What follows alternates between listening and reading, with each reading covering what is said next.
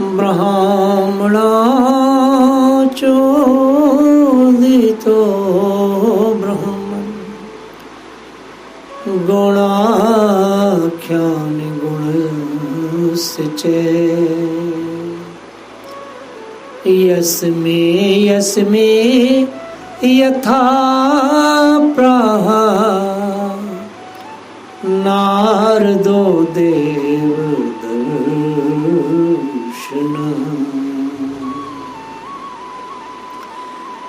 एतद् विदुत्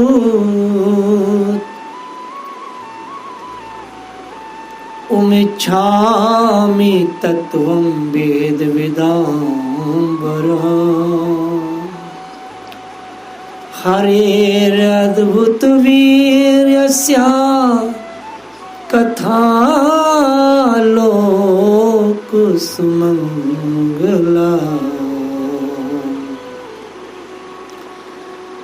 कथेशव महाभागा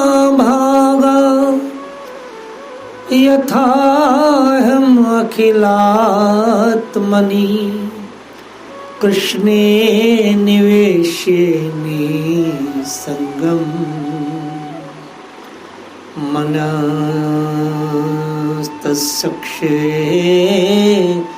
कलेवरम् प्रविष्टा कर्णेन्द्राणा सोनां भावसरोरुहम्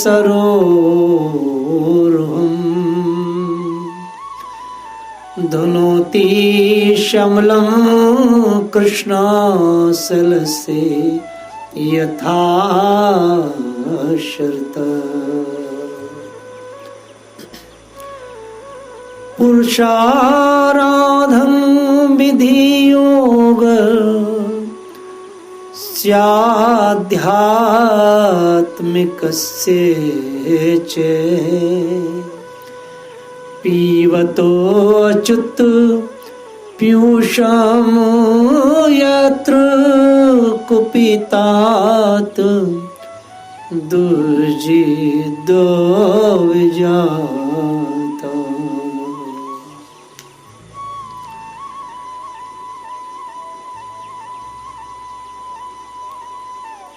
भगवान देवताओं से भी अधिक श्रेष्ठ है।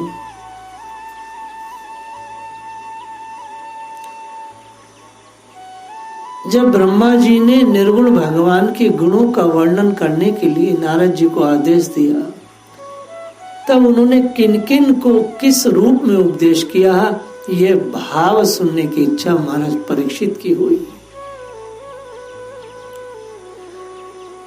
ततम वेद विदाम्बरा,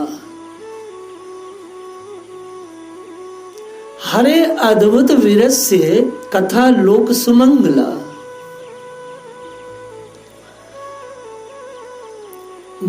जो तत्वज्ञानी महापुरुष हैं, जो तत्वज्ञानी जो है कृष्ण अनुरागी, जो कृष्ण तत्ववेता योगाचार्य हैं, जिनमें सबसे प्रथम देव ऋषि नारद हैं। ऐसे तत्वज्ञानी, ऐसे योगाचार्यों को का एक स्वभाव होता है, तत्वम वेद विदाम्बरा।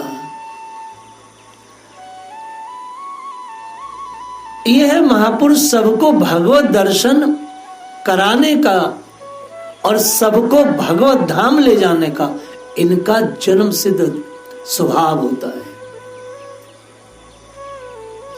जो योगाचार्य हैं, वास्तविक जो भागवत आचार्य हैं, जो योग निष्ठ हैं, जो है कृष्ण तत्ववेता हैं, जो कृष्ण तत्ववेता प्रेमी हैं, ऐसे महापुरुषों का एक स्वभाव होता है और प्रत्येक का एक ही स्वभाव होता है।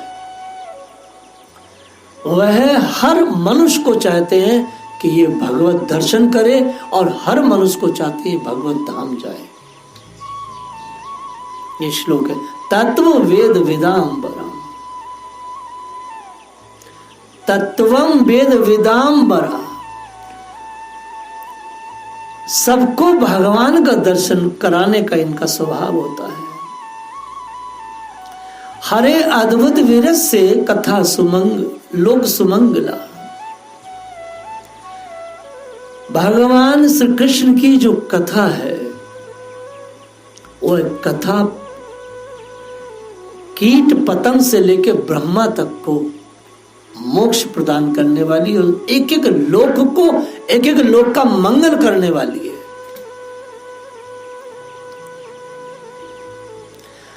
कृष्णे निवश्य निसंगः मनतक्षः कलेवरम्।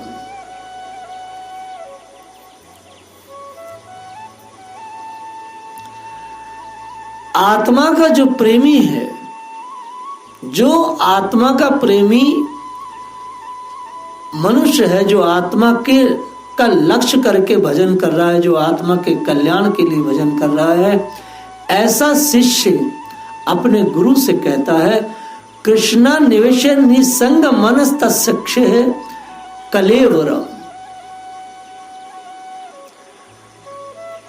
हे गुरुजी, आप मुझे ऐसा उपदेश करें, ऐसा उपदेश करें कि श्री कृष्ण तन्मयता में मेरा शरीर छूटे, भगवान में मैं तन्मय हो जाऊं, भगवान के अलावा किसी में मेरी तन्मयता ना हो। आप मुझे ऐसा उपदेश दें, आप मुझे ऐसा योग कराएं, आप मुझे ऐसा प्रशिक्षण दें कि मेरी रग रग श्री कृष्ण तन्मय हो जाए और मैं कृष्ण तन्मयता की पूर्ण भावना भावित होकर के अपने देह त्यागूं। शिष्य कहता है। श्रीमद् भागवत का ये श्लोक बहुत ही दुर्लभ और दिव्य है। कृष्णे निवेशे निसंगम मन तत्सक्षे है कलेवरम। और जो कली काल का और कली के रोगों से ग्रस्त कोई शिष्य है तो वह ऐसे गुरु की तलाश करता है कि वो ऐसा आशीर्वाद उसको गुरु देवे जिससे वो बहुत पैसा कमा सके और बहुत स्त्रियों का भोग कर सके।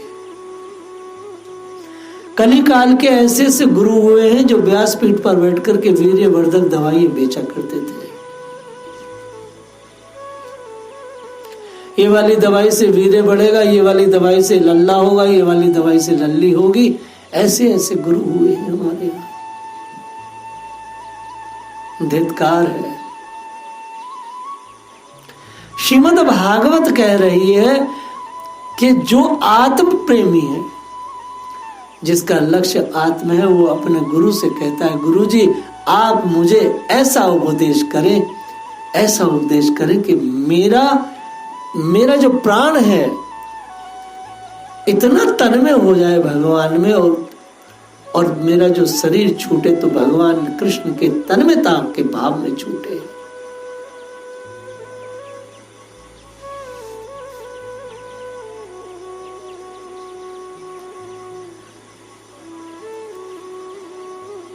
जो लोग भगवान के प्रति बड़े श्रद्धालु हैं, बड़े निष्ठावान हैं, वो लोग हमेशा भगवान के बारे में सोचते रहते हैं, हमेशा भगवान के बारे में सुनते रहते हैं। जो लोग भगवान के बारे में सोचते हैं, भगवान के बारे में चिंतन करते हैं, शास्त्र एक बात कहता है भगवान विशते हति कालेन नति दीर्घेन भगवान विशते हति। परमात्मा श्री कृष्ण बहुत थोड़ी सी अवस्था में, बहुत थोड़े से समय में उसके हृदय में प्रकाशित हो जाते हैं। हम देखते हैं श्री कृष्ण भावना अमृत संघ से जो लोग जुड़े हुए हैं, जो नित्य प्रति भगवान के विषय में सुनते हैं और सोचते हैं, उनके सारे कार्यकलाप एकदम अलग से हो जाते हैं।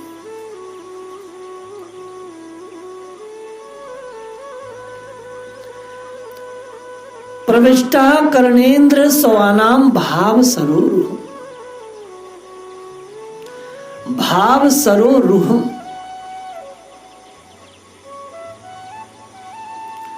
भगवान श्री कृष्ण कानों के छेद के द्वारा भक्तों के भाव में हृदय कमल पर जाकर बैठ जाते हैं।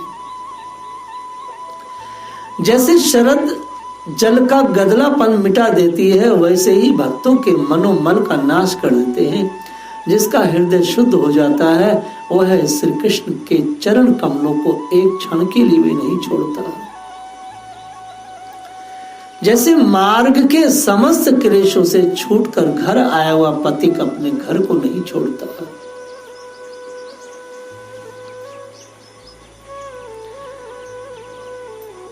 कानों के छेद के द्वारा जब श्री कृष्ण रसायन, श्री कृष्ण तत्व जाता है,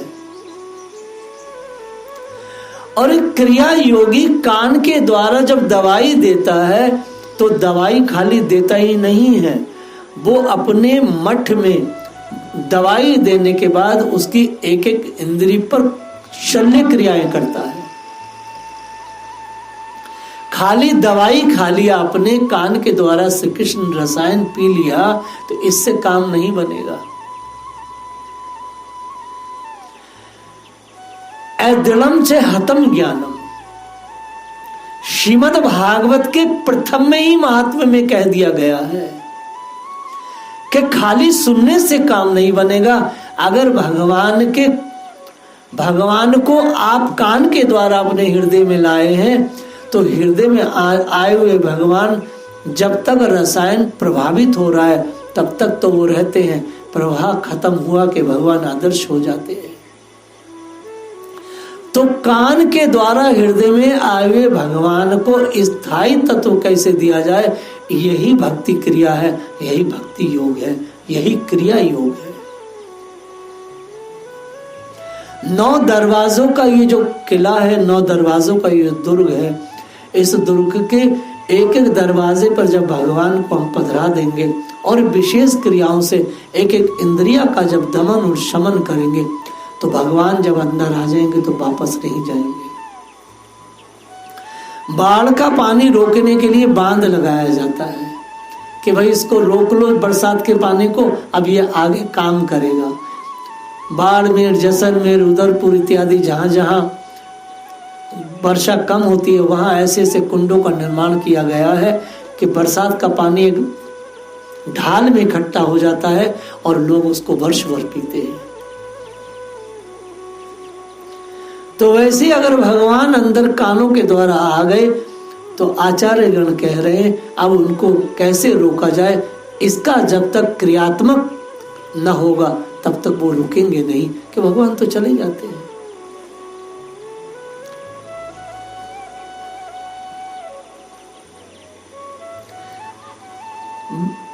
जीव का पंचभूतों के साथ कोई संबंध नहीं है, आप ध्यान से समझें। ये पंच तत्व से शरीर बना है, लेकिन आप आश्चर्य करेंगे पंच तत्व से शरीर बना जरूर है, लेकिन जीव माने जो आत्मा है वही पंच तत्वों से इसका कोई संबंध नहीं। स्वभाव से ऐसा प्रतीत होता है कि पंच तत्वों से हमारा संबंध है, लेकिन नहीं है।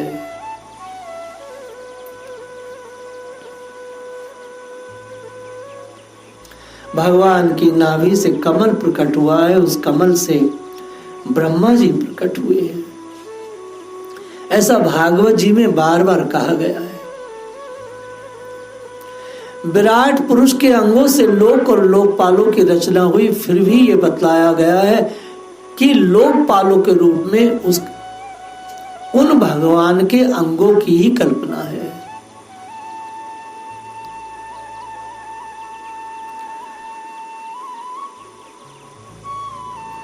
ये एक बहुत विशेष ज्ञान और विज्ञान है। पुरुषा आराधन विधि योगस्य अध्यात्म यस्य च, पुरुषा आराधन विधि योग यस्य आध्यात्मिक यस्य च। बहुत ही सुंदर पद है। भगवान की आराधना की और अध्यात्म योग की विधि क्या है, ऐसा प्रश्न महाराज परीक्षित ने सुखदेव जी से पूछा है।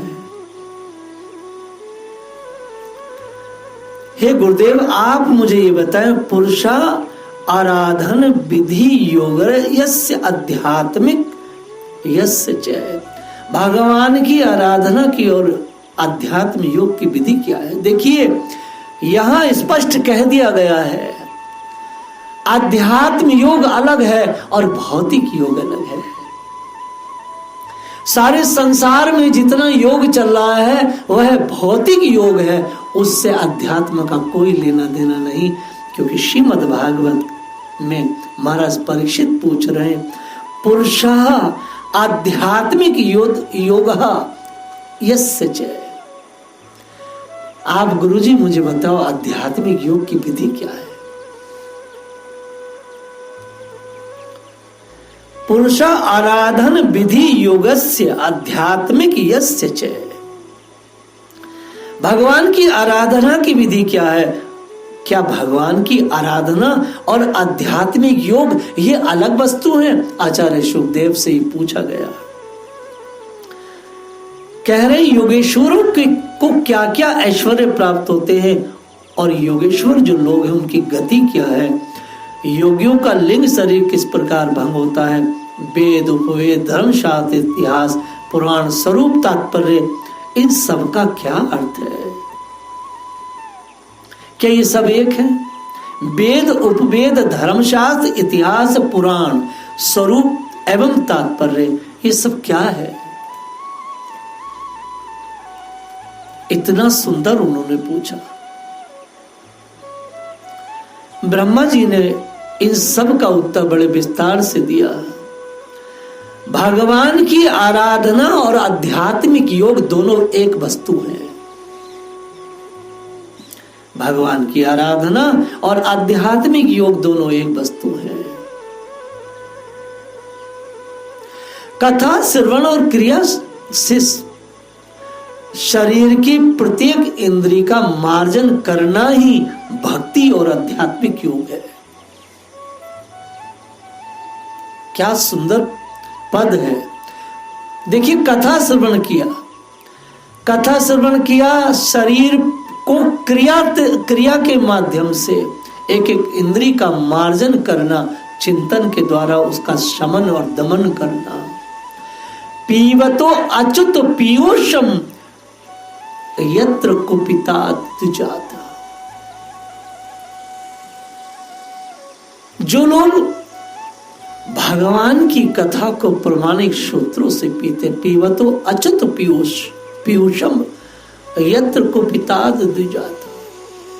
श्रेष्ठ ब्राह्मण जनों से जो अकिंचन, जो ब्रह्मचर्य से युक्त हैं, जिनको केवल कृष्ण के अलावा कुछ नहीं चाहिए, ऐसे लाडले दुलारों से जब हम भगवान की अमृतमयी कथा को सुनते हैं और चिंतन मनन और योगिक क्रियाओं से अपने शरीर का मार्जन करते, एक एक इंद्रिय का दमन करते हैं, तब यही सब क्रियाएं आध्यात्मिक योग कहलाती है। यही आध्यात्मिक योग है। और यदि ऐसा नहीं है और खाली हम फिटनेस के लिए कुछ कर रहे हैं, वो आध्यात्मिक योग नहीं है, वो तो भौतिक योग है।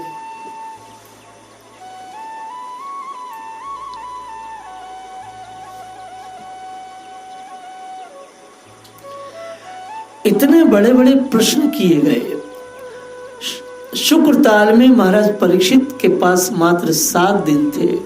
इतने सुंदर सुंदर प्रश्न जब महाराज परीक्षित ने संतों की सभा में किए, सब लोग बड़े प्रसन्न हुए।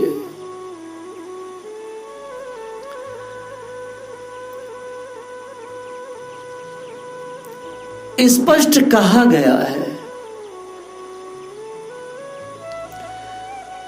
प्राहे भागवतम नाम पुराणम ब्रह्म संहितम। प्राहे भागवतम नाम पुराणम ब्रह्म संहितम, अर्थात भागवत पुराण वेद तुल्य है। और जो ब्रह्म कल्प के आरंभ में स्वयं भगवान ने ब्रह्मा जी को दी थी। ब्राह्मणे भगवत उक्तुम ब्रह्म कल्प उपागते। ये कोई भागवत कथा नहीं है, ये तो साक्षात ब्रह्म वेद तुल्य है। ऐसे ऐसे दिव्य श्लोक हैं, ऐसे ऐसे दिव्य प्रश्न उत्तर हैं। वास्तव में जैसे उपनिषदों में प्रश्न उत्तर हैं, ऐसे इसमें कोटि कोटि उपनिषदों से भी अत्यंत सुंदर सुंदर भक्ति और ज्ञान और वैराग्य से परिपूर्ण प्रश्न है और उत्तर है। लेकिन अफसोस इस बात का है, श्रीमद् भागवत का जो विज्ञान है, आज का कथाकार उस विज्ञान को नई पीढ़ी को, समाज को देने में अयोग्य सिद्ध हुआ। भगवान का केवल एक ही पक्ष गाना बजाना कथा कीर्तन रखा, बाकी नई पीढ़ी को जो विज्ञान था, जो इसका साइंस था, जो इसका क्लासिकल फिजिक्स था, जो इसकी बायोलॉजी